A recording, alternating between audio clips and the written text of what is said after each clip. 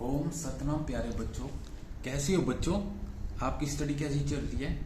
अच्छा, very good, अच्छी मेहनत कर रहे हो, बहुत बढ़िया। फिजिकल में आपने बहुत अच्छी मेहनत करनी है, 100 में से 100 नंबर लेने हैं। ठीक है। अब हमारा जो नेक्स्ट चैप्टर है वो है योगा। योगा के बारे में मैंने आपको बताया ही है। योगा आत्मा का परमात्मा से मिलन ही योग है। महर्षि पतंजलि ने कहा है योग चित्त वृत्तियों का निरोध है, अर्थात मन की चंचलता को रोकना ही योग है। अब हमारे जो मेन क्वेश्चन आते हैं वो आते हैं, 4 इन्होंने हमारे बीमारियां दे रखी हैं।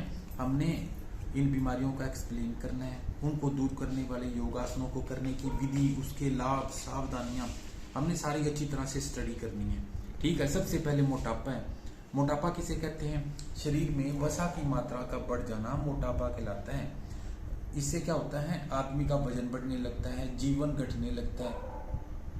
आज की जो सबसे बड़ी समस्या है वो मोटापा ही है।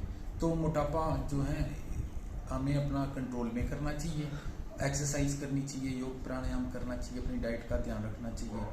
और हमें कौन कौन से योगासन करने चाहिए ये मैं आपको बता रहा हूँ।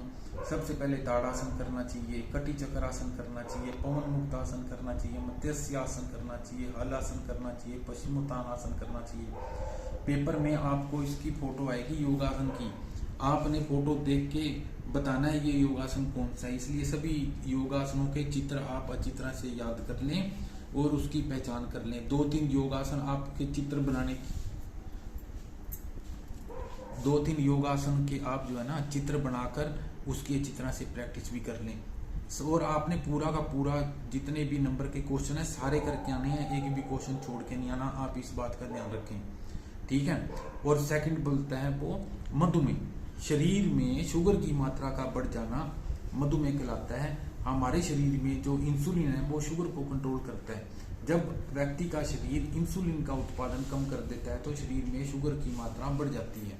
शुगर को दूर करने वाले कौन कौन से योगासन हैं वो मैं आपको बताता हूँ। कटी चक्रासन, पवन मुक्तासन, भुजंगासन, शल्भासन, धनुरासन, सुप्त वज्रासन, पश्चिमोत्तानासन, अर्धमस्तेंद्रासन, मंडूकासन, गोमुखासन, ये सारे जो हैं डायबिटीज को दूर करते हैं।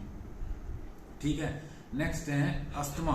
अस्थमा क्या होता है? इसमें क्या होता है, श्वास नली में स्वेलिंग हो जाती है जिससे व्यक्ति को सांस लेने और छोड़ने में परेशानी होने लगती है।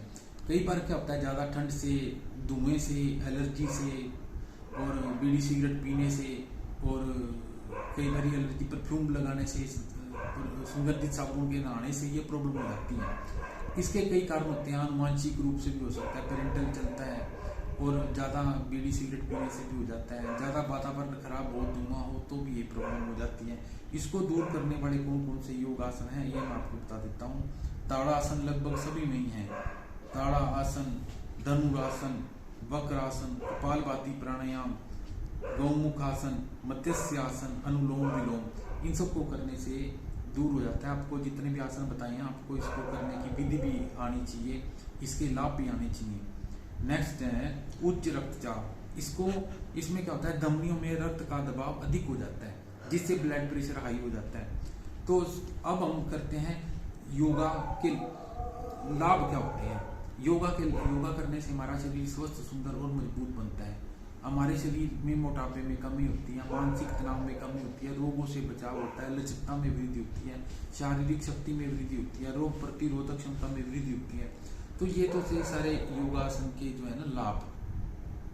हमें सावधानियां क्या बरतनी चाहिए?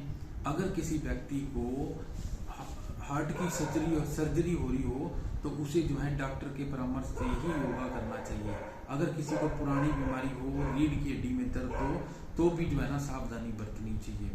अगर जो किसी के पेट का ऑपरेशन हुआ हो वो भी, उसको भी जो है इसको सावधानी पूर्वक करना चाहिए। अगर किसी को जो पुरानी बीमारी हो या कोई अन्य बीमारी हो, गंभीर बीमारी हो, उसको भी डॉक्टर के परामर्श से ये योगा में भाग लेना चाहिए।